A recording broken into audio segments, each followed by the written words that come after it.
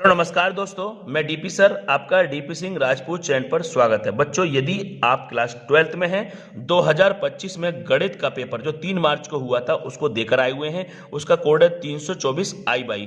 आज हम उसका सॉल्यूशन सेकंड पार्ट से स्टार्ट करेंगे और उसमें क्वेश्चन नंबर 4 से स्टार्ट होंगे। तो आप चेक कर सकते हैं आपके कितने क्वेश्चन सही हैं। ठीक है, अब देखो क्वेश्चन नंबर 4 हमारा क्या है। दिखाइए कि प्रदत्त फलन fx equal to cos x pi से 2 पाई में वर्धमान है। ये हमें देखना है। तो देखो इसका सॉल्यूशन ये रहा। हमारा fx क्या है, कॉस एक्स पाई से 2 पाई में हमें क्या करना है, वर्धमान है। तो हम क्या करेंगे, सबसे पहले डिफरेंशियल कर देंगे। इसका डिफरेंशियल एफ डैश एक्स हो जाएगा, कॉस एक्स का माइनस साइन एक्स।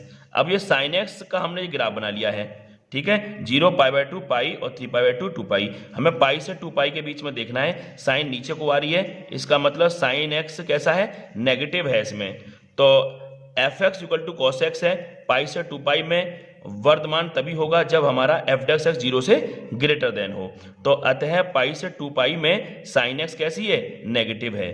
तो देखो एफ डैश एक्स ये माइनस ऐसी रहेगा और साइन एक्स नेगेटिव, तो माइनस माइनस क्या हो गया, पॉजिटिव हो गया। और पॉजिटिव हो गया है तो हम देख रहे हैं कि एफ डैश एक्स क्या है, 0 से बड़ा हो गया है। तो अतः पाई 2 पाई में F X equal to cos X क्या हो गया है, वर्धमान हो चुका है। यही हमारा क्वेश्चन खत्म होता है। अब चलते हैं क्वेश्चन नंबर 6 पार्ट के पास। तो हमारा 6 पार्ट क्या है, देखिए हमें एक आव्यूह दे रखा है ए आई J equal to 2i minus जे हो तो 2 × 3 क्रम का एक आव्यूह ए ज्ञात कीजिए।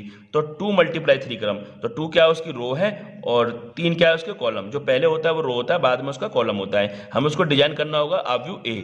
तो देखो हम इसको सॉल्यूशन लेके आए हैं। ये इसका सॉल्यूशन हमारे पास आव्यूह की डेफिनेशन ये लिखिए, 2i माइनस जे कैप हो तो हमें जो है 2 × 3 का निकालना है। इसका मतलब ये क्या है, हमारी रो है और ये कॉलम है। रो कितनी रखनी है, 1 और 1 2। कॉलम कितने रखने हैं, 3, 1 2 3। तो ये पहली का पहला, ये पहली का दूसरा, ये पहली का तीसरा एलिमेंट है और ये दूसरी का पहला है, दूसरी का दूसरा है और दूसरी का तीसरा है। अब हमें इसकी वैल्यू निकालनी होगी। पहले a11, तो ये i है और ये j है। ये i का काम करेगा और ये j का काम करेगा। डेफिनेशन 2 × i की वैल्यू 1 और j की वैल्यू 1। सॉल्व कर दिए, यहाँ पे 1 आ गया।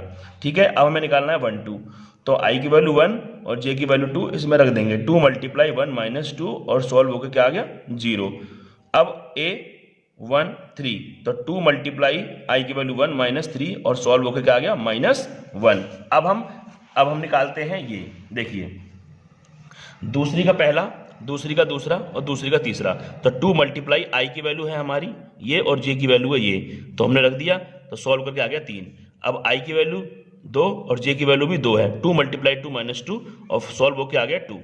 अब i की वैल्यू ये 2 है और j की वैल्यू 3 है। तो 2 × 2 माइनस 3 ये क्या आ गया, 1। तो हमारा जो आव्यूह है a, तो यहाँ पे क्या था हमारा, यहाँ पे लिखा था a11, ये रहा a11 और उसकी वैल्यू क्या है, 1। तो उसकी वैल्यू ये 1 आ गई और फिर हमने ये 0 फिर -1 और फिर ये 3 2 1, 3 2 1 यहाँ आ गए। ये हमारा सेकंड क्वेश्चन खत्म होता है बच्चों। अब चलते हैं ज्ञा पाठ के पास। तो ज्ञा पाठ क्या है हमारा, देखते हैं।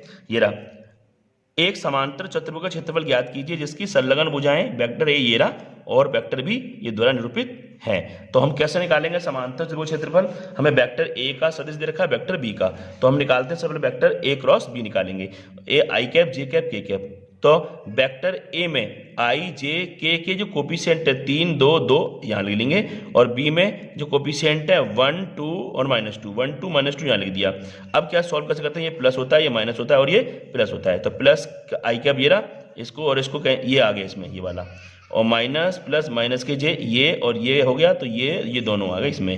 अब ये वाला और ये वाला ये के कैप के लिए हो गया, तो ये दोनों आ गए इसमें। ठीक है, अब आई कैप यहीं रहेगा, 2 2 या 4 क्रॉस मल्टीप्लाई कर देते हैं इसमें और इसकी इसमें कर देते हैं, -2 2 या 4। अब जे ऐसी रहेगा, इसकी इसमें मल्टीप्लाई करेंगे, माइनस प्लस माइनस 3 2 या 6 और ये फॉर्मूले का माइनस और इसकी इसमें करेंगे तो इसकी इसमें मल्टीप्लाई करेंगे तो 1 की 2 में करेंगे तो 2 हो जाएगा। अब के कैप ऐसी रहेगा, के कैप ऐसी रहेगा।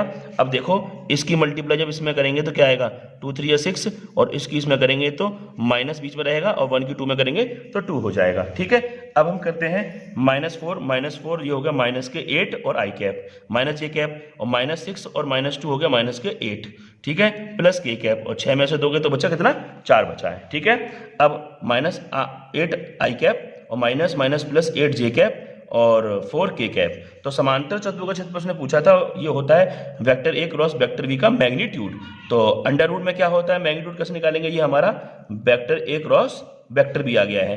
तो इसके i, j और k की जो कोफिशिएंट है उनके वर्गों का योगफल करना होगा। तो इसका i का कोफिशिएंट क्या है -8 का स्क्वायर, j का क्या है 8 का स्क्वायर, k का क्या है 4 का स्क्वायर। 8 का स्क्वायर होता है 64 और इसका 8 का स्क्वायर 64, 4 का स्क्वायर 16।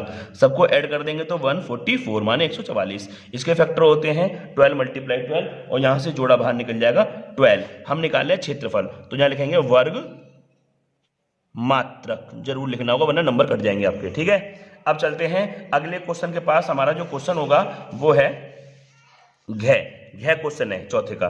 एक घन का आयतन 9 सेंटीमीटर क्यूब पर सेकंड की दर से बढ़ रहा है, माने प्लस है, और यदि इसके कोर की लंबाई 10 सेंटीमीटर, मतलब एक कितना दिया उसकी लंबाई दे रखी 10 सेंटीमीटर, इसके पृष्ठीय क्षेत्रफल किस दर से बढ़ रहा है। पृष्ठीय क्षेत्रफल क्या होता है s और दर होती है d/dt। ये क्वेश्चन मार्क है। अब हम इसका सॉल्यूशन देखते हैं। तो सबसे पहले देखेंगे इसका सॉल्यूशन, ये इसका सॉल्यूशन देखेंगे। अभी सबसे पहले हमें दे रखा है घन का आयतन 9 सेंटीमीटर क्यूब पर सेकेंड। तो ये आयतन होता है v और दर होती है d/dt। तो dv/dt हमें दे रखा है 9 सेंटीमीटर अपॉन सेकेंड।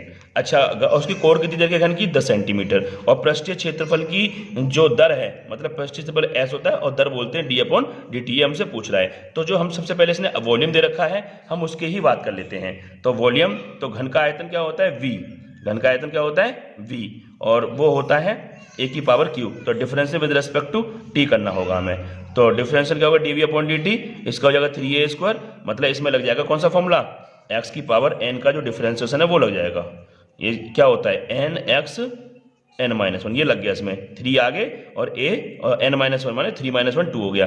अब a का हम दोबारा करना पड़ता है क्योंकि ये x नहीं है, तो dA/dt हो गया। इसकी वैल्यू हमें दे रखी है क्वेश्चन में, ये 9 दे रखी है, तो हमने इसकी वैल्यू 9 रख दी, और 3a² dA/dt ऐसे रहेगा, और 9 = 3 मल्टीप्लाई a² की वैल्यू होगी 10 का स्क्वायर dA/dt।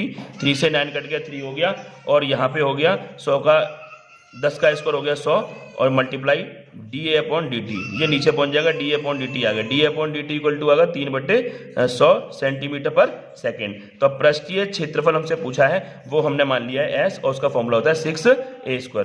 तो हमें क्या करना पड़ेगा, differentiation with respect to t। तो इसका s का क्या होगा ds/dt, 6 ऐसे रहेगा, a², इसमें भी वही लग जाएगा, ये वाला फॉर्मूला।